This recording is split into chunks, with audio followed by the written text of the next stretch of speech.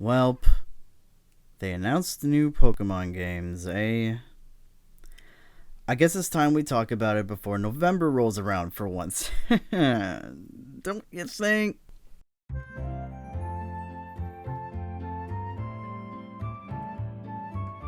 Pokemon Sword and Pokemon Shield. Well, damn.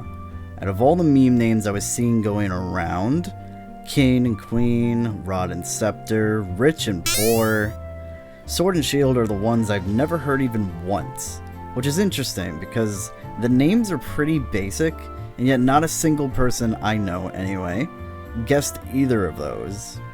Of course, after the reveal, I've been hearing name predictions for the third version, assuming there is one, going around such as Staff, Spear, Gun, oh god! Death to all who oppose me! Among a number of others. But that's not what we're here to talk about today anyway. Some of you might know the drill already between my 2016 video on Hopes for Sun and Moon, yeah, because that definitely didn't get taken down or anything, or my extremely lacking 2017 video on Hopes for the Ultra versions. If you're not familiar with either of those videos and you're new to the channel, then welcome, and join me as we discuss some of my hopes for the upcoming games Pokemon Sword and Pokemon Shield. If you're familiar with the videos I referenced, you might already know what I'm going to say for my first hope. Pokemon contests. Again. Yes, I know most people probably really don't care about contests, but hold on a second. Okay, yes. The music hall, or whatever it was, from Black and White, that was not needed at all. Contests? That's a different story entirely. We had them in Generation 3, 4, and 6. Why they didn't reappear in Alola, I haven't a clue. It was the perfect region for it, and we could have had tropical themed contests and whatnot. Why the hell would you take it out? Why? The Galar region is very vast and looks quite big. The contest themes here could be endless. We could have 8 contest halls just like we do for gyms.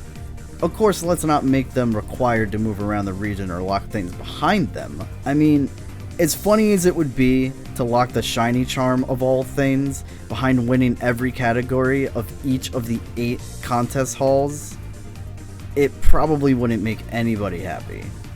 The way they could do it is make that optional, but give some kind of incentive to do it rather than it just being a general side thing. Perhaps a shiny, fully evolved Pokemon with a good moveset or something. That or battling an extra trainer who is only accessible in the post-game after all the contest stuff is complete, or something. Any of those options would be enough incentive to do it for some people. It'd be enough for me for sure. While we're on the subject, these games are going to be on the Switch, which can only bring me to the question while talking about contests, if they bring them back. Is it possible we'll get weekends dedicated to specific categories once in a while?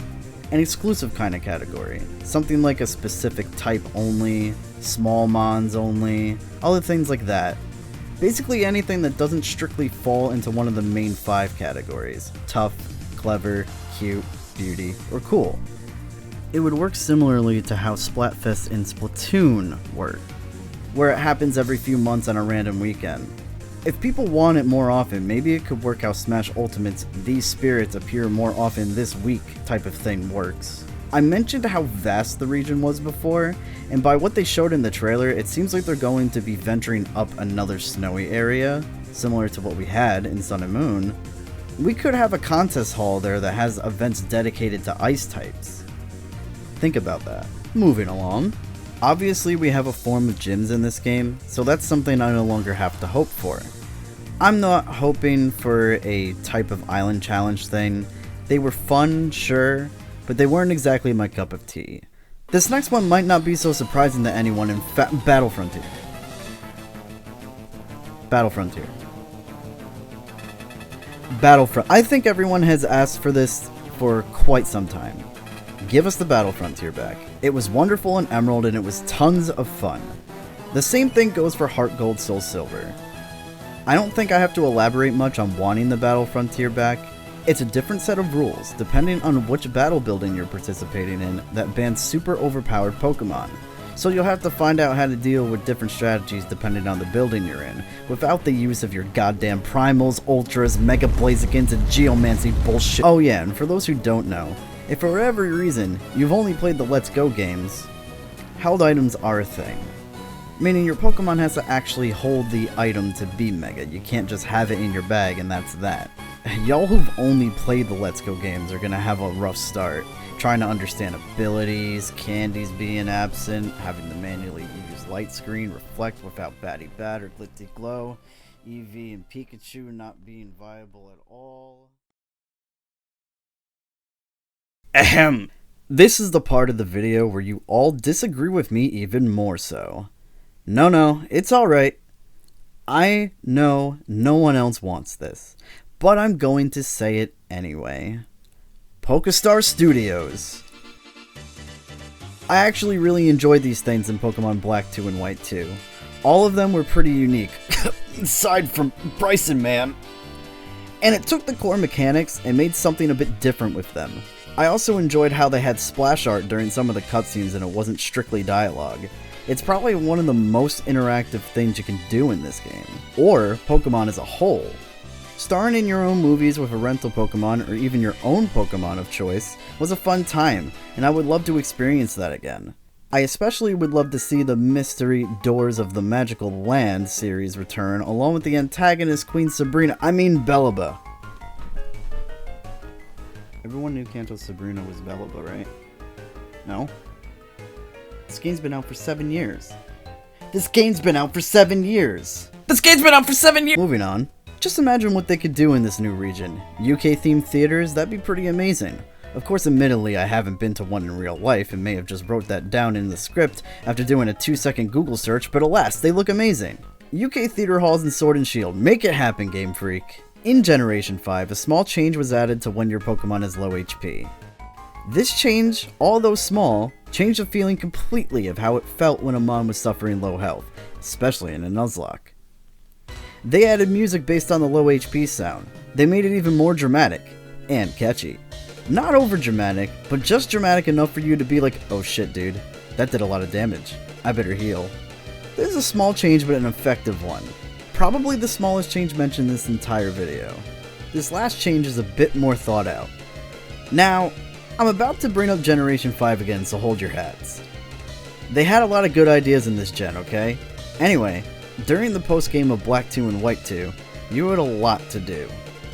One of those things was a pit of 100 trials type of ordeal.